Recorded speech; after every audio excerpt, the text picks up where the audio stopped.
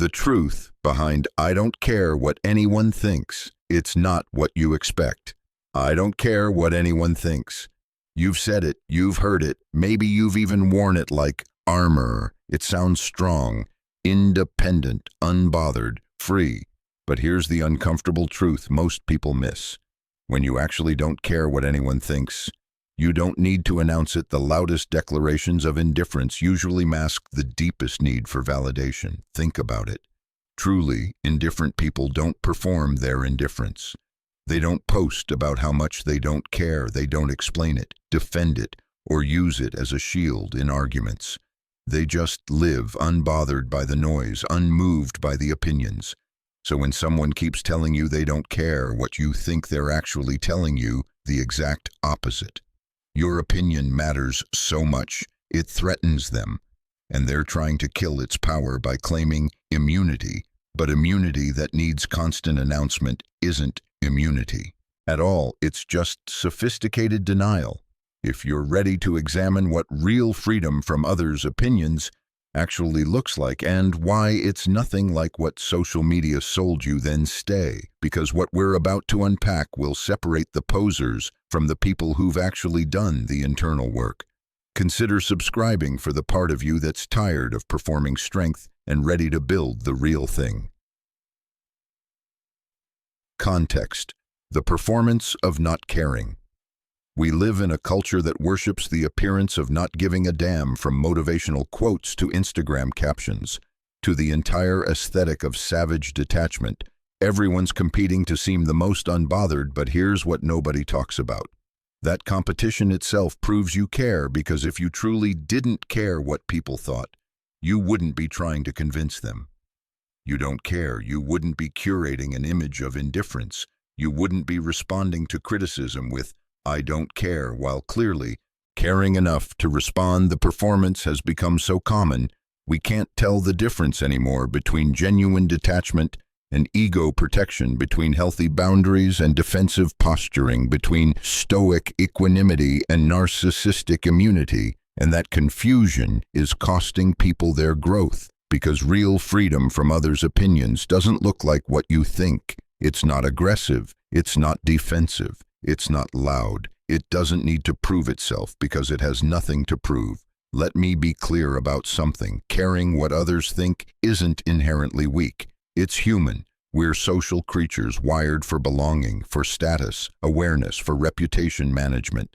Your ancestors, who didn't care at all what the tribe thought, they got expelled and didn't survive. So this idea that you can just flip a switch and become completely immune to social feedback is not only unrealistic, it's a recipe for delusion. The real question isn't, do I care what others think? It's, which opinions do I let influence my decisions, and which ones do I simply note and release? Because there's a massive difference between "I'm open to feedback but not controlled by it" and "I don't care what anyone thinks." One is mature discernment. The other is usually fear dressed up as confidence. Here's the pattern you see over and over. Someone gets hurt by criticism or rejection. Instead of processing that pain, instead of examining why it landed so hard, they build a wall and call it wisdom. They adopt "I don't care what anyone thinks" as a defense mechanism, and then spend the next several years proving it, which means they're still controlled by it, just in a different direction. The truly free person doesn't need to prove their freedom. They don't respond to criticism with "I don't care." They might not respond at all, or they might say, "I appreciate your perspective," and mean it, because they've done the deeper work of knowing who they are. And when you know who you are, other people's opinions become data, not verdicts.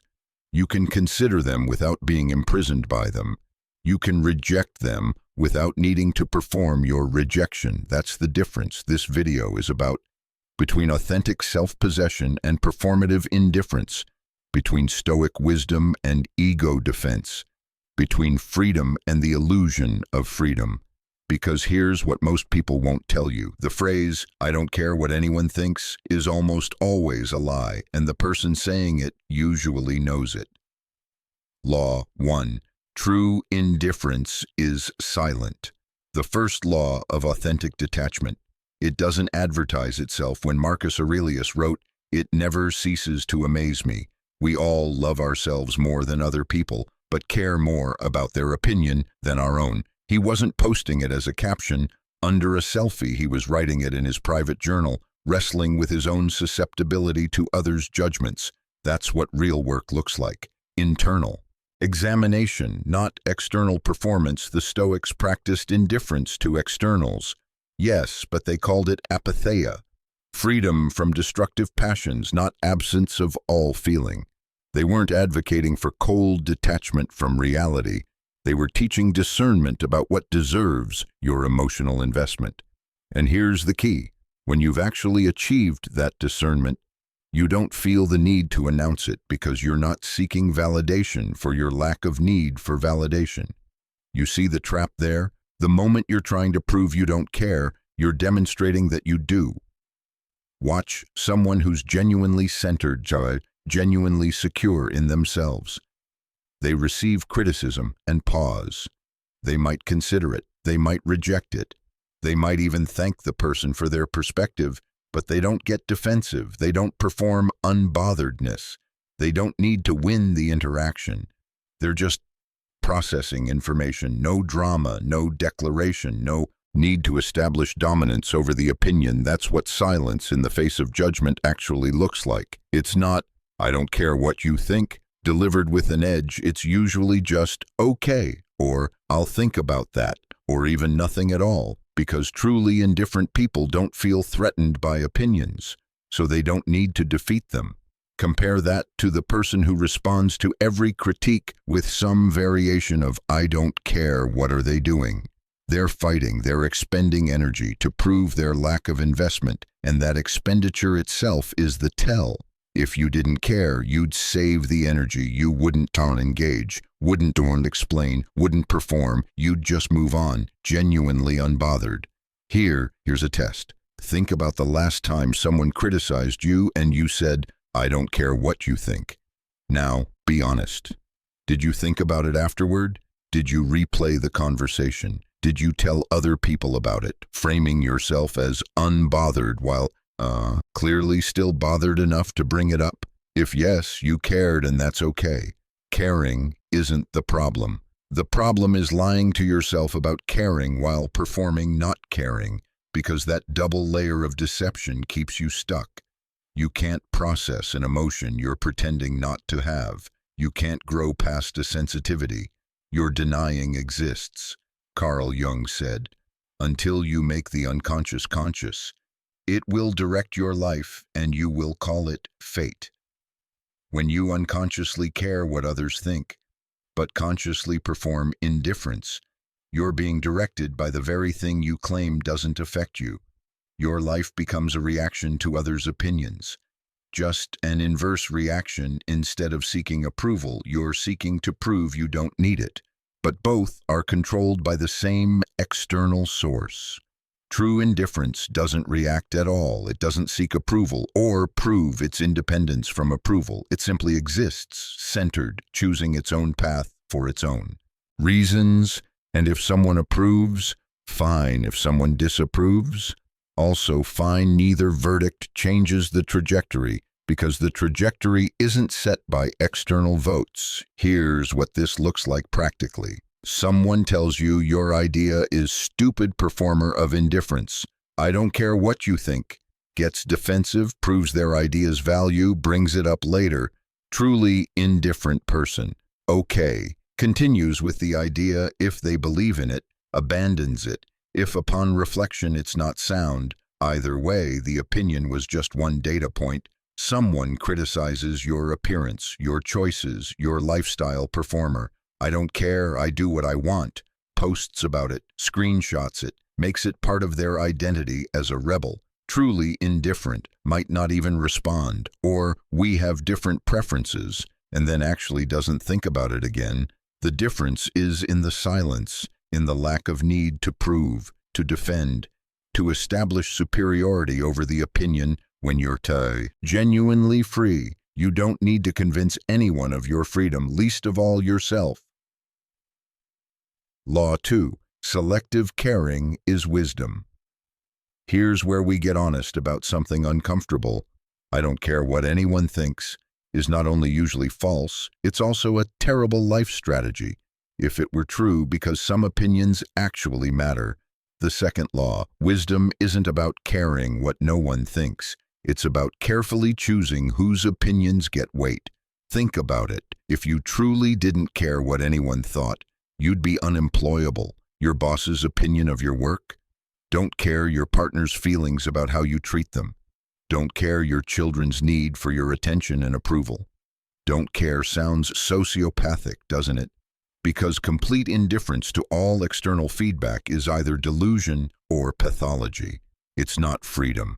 It's disconnection from reality. The Stoics never advocated for this kind of blanket rejection. Epictetus taught about the dichotomy of control. Focus on what's in your power, release what isn't. But he didn't say, don't care about anything external. He said, don't let externals control your inner state. There's a difference. You can care about your work, your relationships, your reputation without being enslaved to them. You can value certain people's perspectives without needing universal approval. In fact, this is exactly what mature adults do. They develop discernment. They create an internal board of advisors, people whose opinions they genuinely value, whose wisdom they trust, whose perspective they seek. And then there's everyone else, people whose opinions you acknowledge but don't internalize, people whose feedback you might consider but don't let determine your worth. This isn't arrogance, it's curation. Warren Buffett said, I don't care what other people think. I care enormously what I think, and I care enormously what people I respect think. Notice the distinction. He's not indiscriminately rejecting all external input. He's being strategic about whose input gets access. That's wisdom. The person who says, I don't care what anyone thinks, usually hasn't done this curation work. They're using a sledgehammer where a scalpel is needed. They're rejecting all feedback because they haven't learned to filter it. And ironically, this makes them more fragile, not less, because when you reject all external input, you lose the ability to course correct. You become rigid, defensive, unable to grow. You mistake stubbornness for strength. Here's the truth. The strongest people care deeply about specific opinions. Their mentor's assessment of their progress, their partner's experience of the relationship, their children's emotional safety, their own conscience's evaluation of their character. These aren't threats to their autonomy. They're chosen influences. They've decided these perspectives matter, and they've given them permission to matter. But the random person on the internet, the former friend who's bitter about your success, the family member who's never supported your vision, their opinions get acknowledged and released, not because I don't care what anyone thinks, but because I care what the right people think, and you're not on that list. See the difference? One is indiscriminate rejection driven by fear of vulnerability. The other is intentional selection driven by wisdom about who adds value to your growth. Seneca wrote, if a man knows not to which port he sails, no wind is favorable. When you know your port, your values, your vision, your purpose, then you can identify whose opinions help you navigate there and whose are just noise. But if you're just sailing around declaring you don't care about any wind, you're not free, you're just lost, and you're calling it independence. Here's the practical application. Create your board of advisors, 3 to 5 people whose wisdom you genuinely trust. When they give you feedback, especially when it's hard to hear, you lean in, you consider it seriously because these people have earned the right to influence your thinking. They've proven their wisdom, their good faith, their genuine concern for your well-being. Everyone else, you can listen without internalizing. You can acknowledge without absorbing. You can consider without being controlled. That's selective caring, and it's infinitely more sophisticated than blanket indifference because it allows you to stay open to growth while protecting yourself from the noise. It allows you to value connection without sacrificing autonomy. It allows you to be influenced by wisdom without being controlled by every opinion, and that balance, That's what real strength looks like, not "I don't care what anyone thinks," but "I care what the right people think, and I've done the work to know who those people are." Law 3. The ego's favorite costume. Let's talk about why "I don't care what anyone thinks" is so appealing, and why it's often the ego's most sophisticated disguise. The third law. Performative indifference is often just inverted narcissism. Here's what I mean. Narcissism isn't just "I'm better than everyone." It's also "everyone is watching me, everyone is judging me, everyone cares deeply about what I do." And the response to that belief doesn't have to be seeking approval. It can also be aggressively rejecting everyone's opinion. But either way, you're still operating from the same core assumption. You're the center of everyone's attention. The person who constantly posts about how they don't care what others think is revealing that they think others are thinking about them constantly. They're imagining an audience of critics, an army of judgmental observers, and they're preemptively defending against that imagined scrutiny. But here's the reality.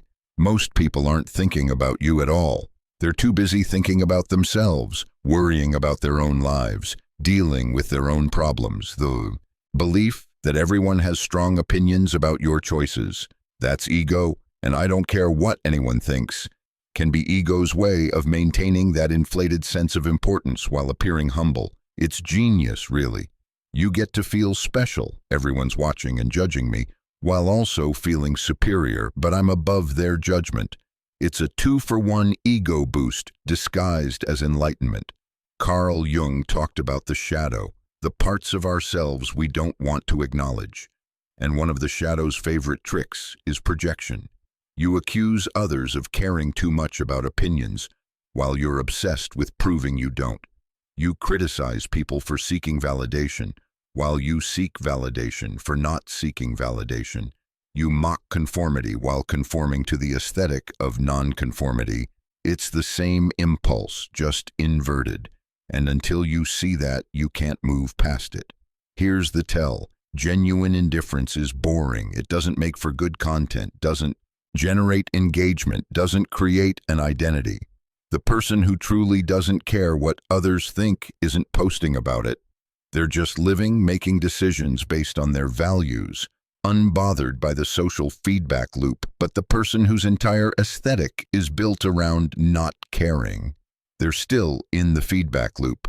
They've just reversed the polarity. They're still measuring themselves against others, still performing for an audience, just performing a different character. The unbothered rebel, the savage, the one who's above it all. And that performance requires constant maintenance. You have to keep proving you don't care, keep demonstrating your immunity, keep reminding everyone of your indifference, which is exhausting because you're not actually indifferent.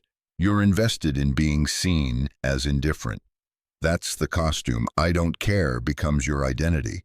And any threat to that identity, someone suggesting you do care, pointing out defensiveness, catching you in a moment of obvious caring, triggers the same defensive reaction as any other ego threat.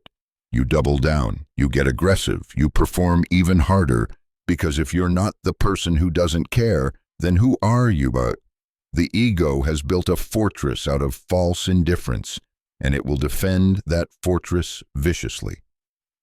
Epictetus said, "If anyone tells you that a certain person speaks ill of you, do not make excuses about what is said of you, but answer, 'He was ignorant of my other faults, else he would not have mentioned these alone.'" That's actual indifference. It's light, even humorous. It doesn't need to establish dominance, doesn't need to prove immunity. It just acknowledges the criticism and moves on, maybe even with a joke at its own expense. Compare that to "I don't care what you think," delivered with heat, with edge, with barely concealed anger. One is genuinely unbothered, the other is very bothered while claiming not to be, and the difference matters because you can't heal what you're pretending isn't wounded. You can't grow past an insecurity you're disguising as strength. The path to actual freedom from others' opinions requires first admitting how much they affect you, how much you care, how much it hurts. When people judge you unfairly, how much you want to be understood, appreciated, respected. These are human needs. Denying them doesn't make you transcendent, it makes you disconnected from yourself, from others, from reality. Here's the pattern I see constantly. Someone gets hurt. Rejection, criticism, betrayal, public humiliation. Instead of processing that wound, instead of grieving, getting support, learning from it, they cauterize it with "I don't care anymore."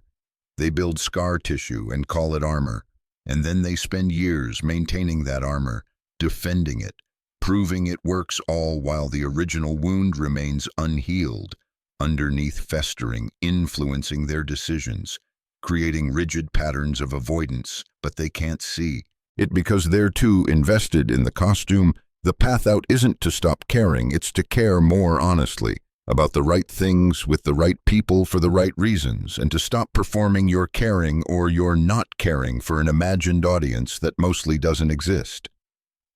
Law 4.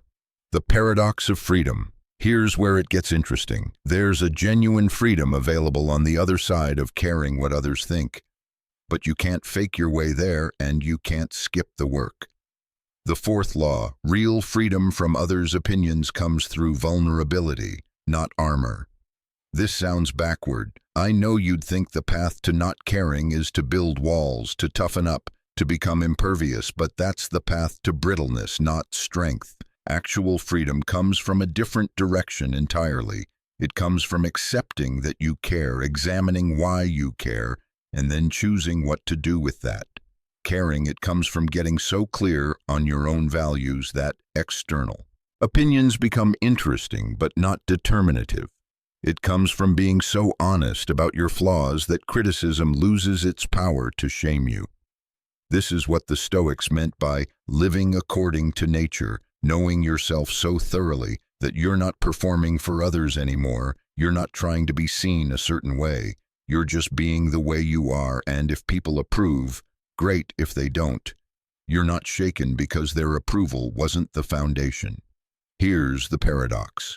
The less you try to appear unbothered, the more genuinely unbothered you become. The more you admit that criticism stings, the less it controls you, the more you own your desire for respect, the less you'll degrade yourself chasing it, because you've brought it into the light.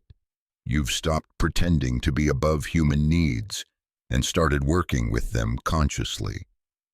Brené Brown talks about this in her work on vulnerability and shame. She found that the people most resilient to criticism weren't the ones claiming not to care, they were the ones who admitted caring deeply but had done the work of separating their worth from others' opinions. They could say, that criticism hurt, and my worth isn't determined by that criticism, in the same breath. That's mature emotional regulation, that's genuine strength. It's not, I don't care, it's I care and I'm okay. That distinction changes everything, because when you can hold both, the caring and the okayness, you're free.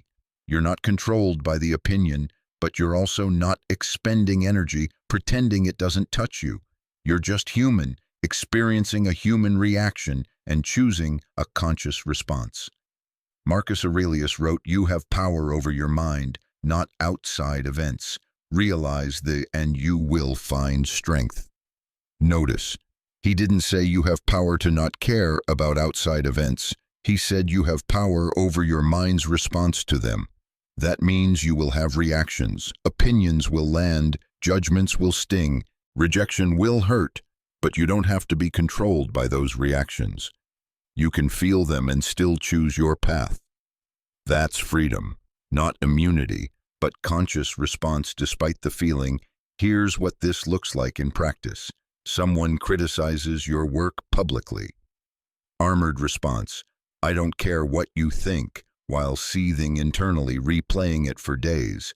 Free response, that stings, let me sit with this and see if there's truth here worth examining. Feels the sting, examines it without being controlled by it, extracts any useful feedback, releases the rest. Someone you respect questions your judgment. Armored response, I know what I'm doing, I don't need anyone's approval. Defensive, closed off to learning. Free response, help me understand your concern, I value your perspective. open to influence without being controlled by it. Someone mocks you for something you're insecure about. Armored response. Say whatever you want. It doesn't affect me. Clearly affected, trying to hide it. Free response. That actually touches an insecurity I'm working on. Thanks for the reminder of where I still have growing to do. Owns the vulnerability, removes shame's power, moves through it. See the difference. The armored person is constantly defending, constantly proving, constantly maintaining the illusion. The free person can acknowledge impact without being destroyed by it, can care without being controlled, can be affected without being defined. That's the paradox. Freedom doesn't come from building walls. It comes from being so genuinely okay with who you are, flaws included, that external opinions become data instead of verdicts, and you get there not by pretending not to care, but by doing the deep work of self-acceptance, by examining your values until you know them bone deep, by experiencing enough rejection to learn you survive it, by being criticized unfairly enough times to develop perspective, by caring so much about the right things that the wrong things naturally matter less. This is the long path, the unsexy path. It doesn't make for good social media content. You can't shortcut it with a mindset shift or a motivational quote. You have to live it, fall down, get back up, examine what hurt and why, integrate the lesson, and keep going. And eventually, after enough cycles, you notice something. You're not performing unbothered anymore because you're actually less bothered, not because you don't care, but because you care about the right things deeply enough that surface opinions don't shake the foundation that's freedom, earned, real, sustainable. Not, I don't care what anyone thinks, but I know who I am, I know what matters, and your opinion is one input among many I'll consider on my own terms. Law. 5. The permission to care. Let's land the plane with something that might sound simple, but is actually revolutionary. The 5th law. You have permission to care what others think. You just don't have to be controlled by it. Most content about this topic frames it as a binary. Either you're weak and care, or you're strong and don't. But life isn't binary, and neither are humans. Caring what others think isn't a character flaw to overcome. It's a feature of being a social species, and it can be a strength when wielded consciously. The question isn't, how do I stop caring? It's, how do I care in ways that serve my growth instead of sabotaging it? Here's what healthy caring looks like. You value your reputation because reputation affects opportunities, relationships, and your ability to contribute. So you act with integrity, not because you're performing for others, but because consistency between values and actions is how you build a reputation you can stand on. You care about specific people's opinions, your partner, your mentor, your close friends, because these people know you, want the best for you, and often see blind spots you can't. So when they offer feedback, even when it's hard to hear, you lean in. You appreciate it when people understand you, respect you, value your work, because that feels good and creates connection. You don't pretend not to enjoy positive feedback. You just don't become dependent on it. And when criticism comes, when judgment lands, when someone misunderstands you, you feel it. Because you're human, not a robot, you examine it. Is there truth here I need to hear? You extract any value. If yes, integrate it. If no, release it.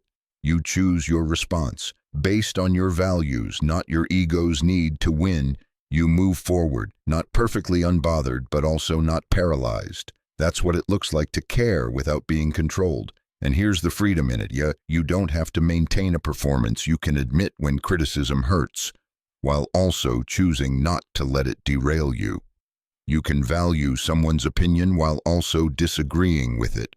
You can want to be understood while accepting that some people never will. These aren't contradictions. They're the nuance of actual emotional maturity.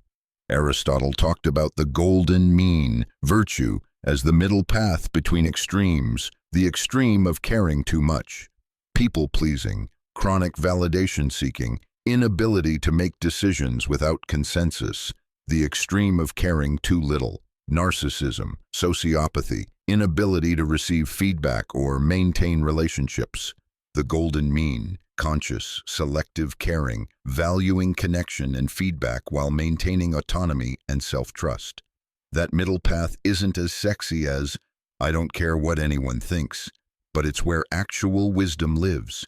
It's where you can be both open and boundaried, both influenced and autonomous, both caring and free. Seneca wrote, "We suffer more often in imagination than in reality." Most of the suffering around others' opinions happens in your head. You imagine they're judging you more harshly than they are. You imagine their opinion matters more than it does you.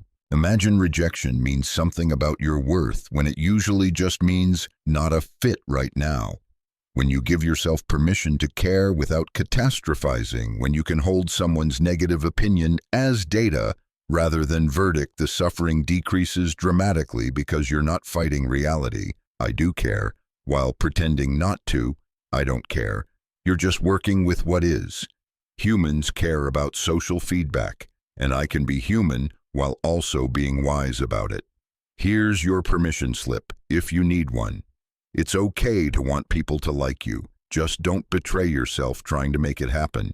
It's okay to feel hurt by criticism. Just don't let that hurt stop you from moving forward. It's okay to value certain people's opinions highly. Just make sure those people have earned that influence through wisdom and good faith. It's okay to care about your reputation. Just build it through consistent character, not image management. It's okay to be affected by judgment. Just don't be defined by it, and it's absolutely okay to stop performing, I don't care what anyone thinks, because that performance is exhausting, isolating, and keeps you from the real work. The real work is building a self. You genuinely respect values. You genuinely believe in relationships. You genuinely value contributions. You genuinely care about. And when those foundations are solid, others' opinions naturally matter less, not because you've trained yourself not to care, but because you care more deeply about the things that actually build a life worth living. So where does this leave us? If I don't care what anyone thinks is usually a defensive lie, and complete immunity to others' opinions is neither realistic nor desirable, what's the actual path forward? It's this. Move from unconscious reactivity to conscious response, from binary thinking, I either care or I don't, to nuanced discernment, I care selectively and wisely, from performance, proving I don't. Care to presence, being centered regardless of others' opinions, from armor, protecting against all input, to filters, processing input consciously. That's the shift.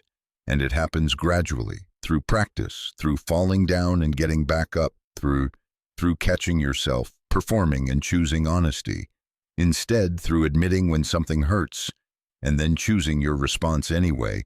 Here's what changes when you stop performing indifference and start building genuine self-possession. Your relationships deepen because you're no longer defending a false image. You're just present, human, real, and that creates connection. Your decision-making improves because you can receive input without being controlled by it. You're open to wisdom while maintaining autonomy. Your emotional energy increases because you're not spending it on performance. You're not constantly proving, defending, maintaining the I don't care character. Your growth accelerates because you can. Acknowledge areas where you need development. You're not pretending to be above feedback. You're actively seeking useful input. Your peace increases because you're not at war with reality. You're not fighting your human need for connection and acceptance. You're just working with it consciously. This doesn't mean you become a people pleaser. It means you become discerning about whose opinions inform your path and whose don't. It doesn't mean you seek universal approval.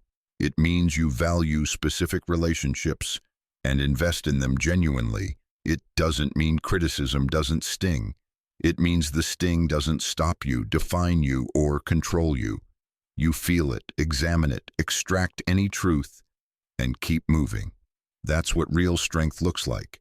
Not immunity, but resilience, not indifference, but conscious response, not performance, but presence. And the beautiful thing is, when you stop trying to convince everyone you don't care, when you stop performing your freedom and start living it, people feel the difference. They can't quite name it, but they sense that you're operating from a different foundation. Not brittle armor trying to prove its strength, but genuine core strength that doesn't need to prove anything.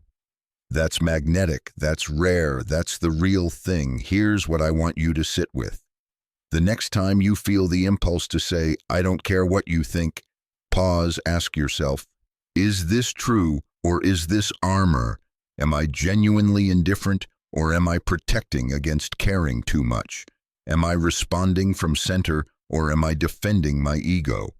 And if you catch yourself performing indifference, that's not failure, that's awareness, which is the first step toward actual freedom, because you can't move past a pattern you haven't seen. You can't heal a wound. Your pretending doesn't exist. The path isn't to stop caring. It's to care more wisely, more selectively, more consciously, to build a life where the right opinions inform you and the wrong one just pass through, to become so clear on your values that external noise becomes exactly that. Noise you can hear without being disturbed. By this week, try this. When you receive feedback, positive or negative, don't immediately respond. Just sit with it for 24 hours. Feel what it brings up. Examine why it landed the way it did. Decide consciously what to do with it. No performance, no defense, no rush to prove you're unbothered, just conscious processing. And watch what happens when you stop fighting your humanity and start working with it, when you stop pretending to be above caring and start caring more strategically, when you stop performing strength and start building the real thing. The quiet work you do in those moments is building the kind of freedom that doesn't need announcement because it's real. Stay focused, stay grounded, and remember, the person who doesn't care what anyone thinks doesn't need to tell you they're too busy building something that actually matters.